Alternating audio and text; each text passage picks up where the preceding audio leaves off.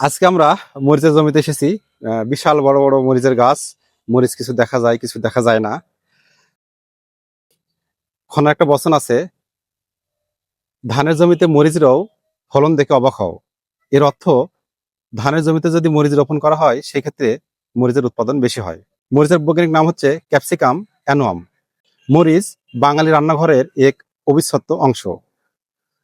মরিচ শুধু খাবার স্বাদই বাড়ায় না, মরিচের রয়েছে অনেক পুষ্টি। মরিচে রয়েছে ভিটামিন সি, যা রোগ প্রতিরোধ ক্ষমতা বৃদ্ধি করে। মরিচে রয়েছে ভিটামিন এ, যা চোখের দৃষ্টিশক্তি বৃদ্ধি করে।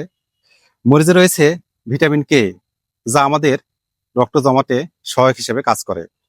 শুধু তাই নয়, মরিচে রয়েছে খনিজ পদার্থ যেমন আয়রন, ম্যাগনেসিয়াম, ক্যালসিয়াম, পটাশিয়াম ও অ্যান্টিঅক্সিডেন্ট। বিশেষজ্ঞদের মতে প্রতিদিন যদি খাবার তালিকায় মরিচ রাখা হয় সেক্ষেত্রে রক্তের শর্করা কমে যায়, যার ফলে ডায়াবেটিক্স রোগী সুস্থ থাকে। শুধু তাই নয়, মরিচ হার্টকে সুস্থ রাখে। মরিচের ফাইবার হজম শক্তি বৃদ্ধি করে, কোষ্ঠকাঠিন্য দূর করে। সুতরাং আমরা প্রতিদিন খাবার তালিকায় একটি হলো কাঁচা মরিচ রাখার চেষ্টা করব। আমি এতক্ষণ আপনাদের মরিচ সম্বন্ধে যা বললাম, মরিচ সম্বন্ধে পড়ে যতটুকু জেনেছি ততটুকুই জানানোর চেষ্টা করেছি। আমি কোনো পুষ্টিবিদ নই। ধন্যবাদ সবাইকে।